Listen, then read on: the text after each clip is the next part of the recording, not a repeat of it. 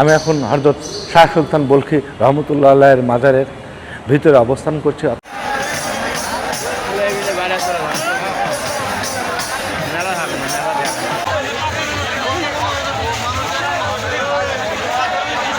আসসালামু আলাইকুম। বগুড়া জেলার মহাস্থানগড় ঐতিহাসিক মহাস্থানগড়ের হযরত শাহ সুলতান বলখি রহমতুল্লাহের মাজার থেকে আমি হাসান খোকন আপনাদেরকে শুভেচ্ছা জানাচ্ছি। আমি আজকে এসেছি হযরত শাহ সুলতান বলখি রহমতুল্লাহের মাজারে। আজকে আপনাদের দেখানোর চেষ্টা করব হযরত শাহ সুলতান বলখি রহমতুল্লাহের মাজারের আদ্যপ্রান্ত এবং কিভাবে তিনি মহাস্থান আসলেন, কিভাবে তিনি মহাস্থানকে জয় করলেন, সব বিষয় থাকছে আজকের ভিডিও। বাংলাদেশে ইসলাম ধর্ম প্রচার ও প্রসারের ক্ষেত্রে যে সকল আধ্যাত্মিক দরবেশ যোদ্ধা ভূমিকা রেখেছেন তাদের মধ্যে অন্যতম হচ্ছেন শাহ সুলতান বলখি মাহেসওয়ার রহমতুল্লাহ আলাই। একাদশ শতাব্দীর আফগানিস্তান থেকে আগত এই মুসলিম ধর্ম প্রচারক প্রথমে সন্দ্বীপ ধর্ম প্রচার করেন এবং পরে পুণ্ডবর্ধন বর্তমানে বগুড়া জেলা অঞ্চলে ইসলাম ধর্ম প্রতিষ্ঠা করেন এবং এখানে তিনি মৃত্যুবরণ করেন। তার মৃত্যুর পর এখানে মাজার তৈরি হয়। স্থানটি পুণ্যার্থীদের জন্য তীর্থস্থান। মোগল সম্রাট আরজঙ্গের রাজত্বকালে বলখি দরগা খাজনামুক্ত করা হয় এবং মাজারে বুরিকা দরজা নামক প্রবেশদ্বার স্থাপন করা হয়। প্রতিদিন হাজার হাজার নারী পুরুষ পুণ্য লাভের আশায় মাজারে এসে জিয়ারত করেন।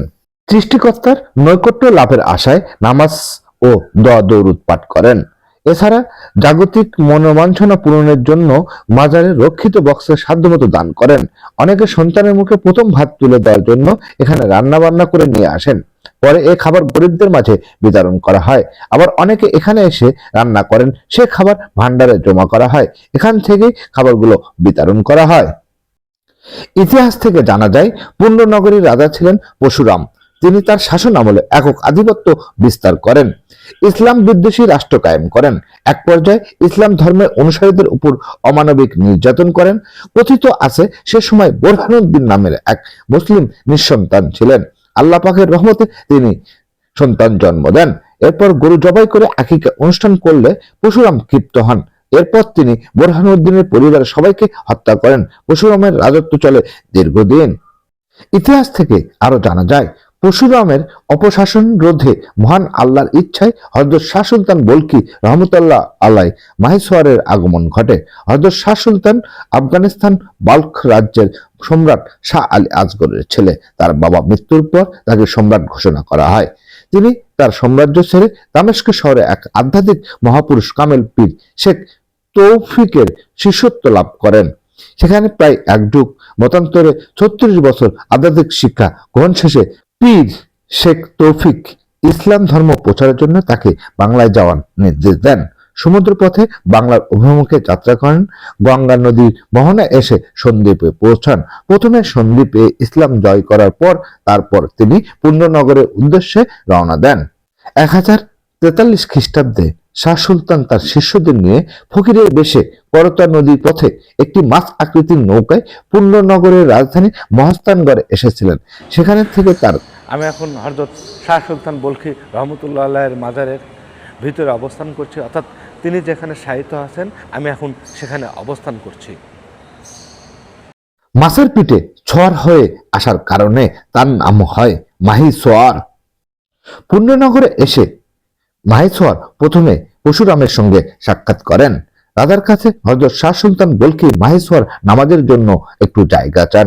এরপর জায়গা প্রসার হতে থাকে। তিনি প্রথমে হিন্দু রাজা পরশুরামের সেনাপ্রধান, মন্ত্রী এবং কিছু সাধারণ মানুষের মাঝে ইসলামের দাওয়াত পৌঁছে দেন।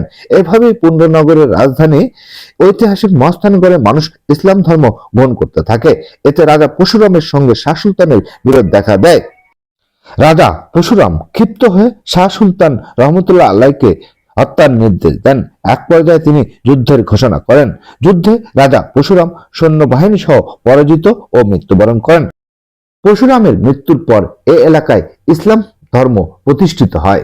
দীর্ঘদিন ইসলাম প্রচারের এক পর্যায়ে 1049 খ্রিস্টাব্দে হযরত শাহ সুলতান বলখি মাহেসওয়ার মৃত্যুবরণ করেন। তাকে তার প্রতিষ্ঠিত মসজিদের পাশেই কবর দেওয়া হয়। সেখানেই গড়ে ওঠে মাজার। সেই থেকে বাংলা সালের বৈশাখ মাসের শেষ বৃহস্পতিবার হযরত শাহ সুলতান বলখি মাহেসওয়ারের বাৎসরিক ওরস মাহফিল অনুষ্ঠিত হয়ে থাকে। ওরস মাহফিল উপলক্ষে প্রায় 2 কিলোমিটার এলাকা জুড়ে বৈশাখী মেলা আয়োজন করা হয়। সেখানে দেশের বিভিন্ন জেলা থেকে লক্ষ লক্ষ সাধু সন্ন্যাসীর আগমন ঘটে। এবারে ওরস মাহফিল এবং বৈশাখী মেলার কিছু খণ্ডচিত্র আপনাদের সামনে তুলে ধরার চেষ্টা করেছি মাত্র।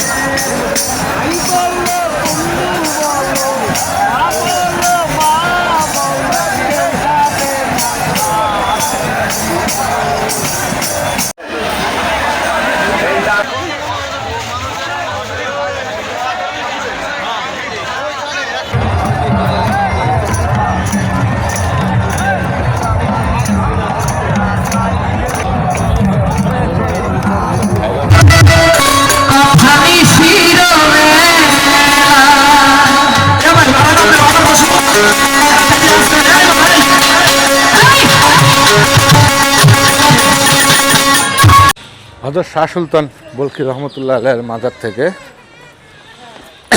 আজকের মতো বিদায় নিচ্ছি। সবাই ভালো থাকবেন, সুস্থ থাকবেন এবং সময় পেলে আল্লাহর ওলির মাজার জিয়ারত করে যাবেন। সবার প্রতি এই আশা প্রত্যাশা রেখে আজকের মতো হযরত শাহ সুলতান বলখি রহমতুল্লাহ আলাইহির মাজার থেকে বিদায় নিচ্ছি। সবাই ভালো থাকবেন, সুস্থ থাকবেন। আল্লাহ হাফেজ।